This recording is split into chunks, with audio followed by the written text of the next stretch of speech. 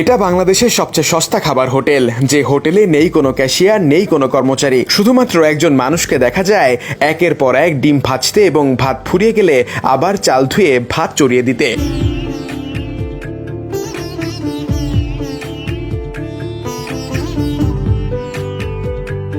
ইনি এই হোটেলের মালিক এবং বাবুর্চি।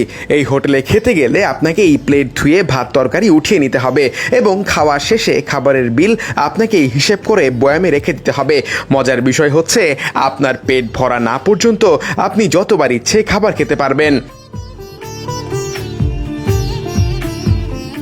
এই হোটেলে খেতে আসা মানুষগুলোর বেশিরভাগই সিএনজি ড্রাইভার এবং রিক্সাওয়ালা।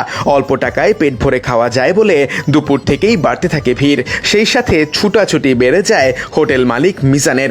একের পর এক মানুষ আসছে তার নিজের পছন্দ মতো খাবার উঠিয়ে নিয়ে খাচ্ছে। কে কি পরিমাণ খাবার খাচ্ছে বা কে কি দিয়ে খাচ্ছে তা দেখার সময় নেই মিজানের। খাবার শেষে নিজেরাই টাকা হিসাব করে রেখে যাচ্ছে বয়ামে। খাবার ফুরিয়ে গেলে পাতিলে যতটুকু খাবার লেগে থাকে সেটা নিয়েই বসে পড়েন রাস্তায়। সারাদিনের ক্লান্তি নিয়ে রাস্তায় বসেই খাবার খায় মিজান। হোটেলের মালিক হলেও কোনো দিন মিজানের কপালে এই খাবার জোটে না। খাবার শেষ হয়ে গেলে কিনে খায় পাউরুটি আর কলা। তবে সোশ্যাল মিডিয়াতে তার এই হোটেলের খবর ভাইরাল হলে নেমে আসে বিপত্তি। এখন সবসময় ভয়ে থাকতে হয় মিজানকে। ভাইরাল হওয়ায় খারাপ মানুষদের নজর পড়েছে হোটেলে। ভয় দেখানো হয় সিটি কর্পোরেশনের মানুষ দিয়ে ভেঙে ফেলা হবে তার এই বিশ্বস্ততার আদরে মাখানো হোটেলের ছাউনি। 14 বার করে লয়া খাবেন না নাই, 14 বার করে লয়া খাবেন না নাই। অন্য আলু 20 টাকা 22 টাকা কেজি, পেঁয়াজ 70 টাকা 60 টাকা কেজি। শেখ হাসিনার আমলে আসছিল পেঁয়াজ 250-300 টাকা কেজি, আলু আসছিল 60-70 টাকা কেজি। হেসুম এটা করবো কেমনে? হেসুম করছি আমি রিস্কার কাম। অঞ্জন দ্রব্য মূল্য দাম কমছে, আমি করছি এই আমার ফ্যামিলির কাম। এটা হোটেল বললে ভুল হইব, এটা আমার ফ্যামিলির বাসা। উপকারী হয়েছে, এখানে মানুষ খারাইতেই পারতো না। মনে করেন 300-400 লোকে বয়া বয়া ভাত খাই লেপটে দিয়ে, ওই যে দেখতেছেন না কোনো কিছু নাটক না, সব দেখতে নিয়ে আছেন ঈদের মতো। এন মানুষই খারাইতে পারতো না। আমি একজনের চাকরি করলে যেটি হাইতাম, আমি মনে করি এটা আমার চাকরি, আমার সেই হাজিরা হইলে হইব। আমি ভাত করে তুমু, প্লেট দিয়া দেবো, আর সব কাস্টমারে করবো। আমার আশা সফল হয়েছে। খালি বসার জায়গা দিতে পারি না, কোন স্টাইল আমি বুঝি না। আমি মনে করি আমার দিকে চাইলে আর এই পলিটিনের দিকে চাইলে, এই সালা দিয়া ঘরের দিকে চাইলে কেউ 50-100 টাকা মাইরা খাইবো না। আর যদিও খায় আমার কষ্ট লাগে না, আমি দেখি না।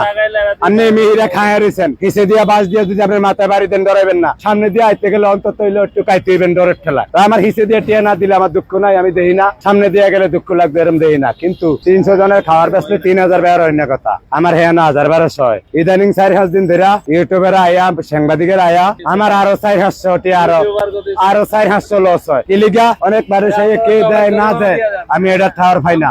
গন্তে গিয়ে দেয় যে আরো 700-800, 1200 জায়গায় আরে কমে গেছে। গরু মাংস দিয়া ভাত 100 টাকা 14 বার করে লইয়া খাইব। মুরগি দিয়া ভাত 80 টাকা 14 বার করে লইয়া খাইতে পারবো। জোল আলু 14 বার করে লইয়া খাইতে পারবো। মাছ দিয়া 80 টাকা, জোল আলু 14 বার লইয়া খাইতে পারবো, ভাত 14 বার লইয়া খাইতে পারবো। সবজি দিয়া 40 টাকা, আমার 10 টাকা বেয়ার নাই, এটা রিস্কার ড্রাইভারের লেগা। আবার কেউ কয় মিয়া টিয়া দান্দা করেন নিলে এসব করো। আরে মিয়া আমার তো মোবাইলই নেই, মোবাইলেরটা আছে টিপতাম জানি না। হ্যাঁ বউরে দিয়া ফোন করাই, মোবাইল আছে কিন্তু আমি টিপতাম জানি না। এই হচ্ছে আমার সমস্যা। আমার এক বুড়া মা আছে, আমার বউ আছে, আমার 3টা মেয়ে, ছোট বাচ্চা ছোট। আমার ঠিকানা Agargaon Taltala bus stand, metro rail 336 number ভিলার।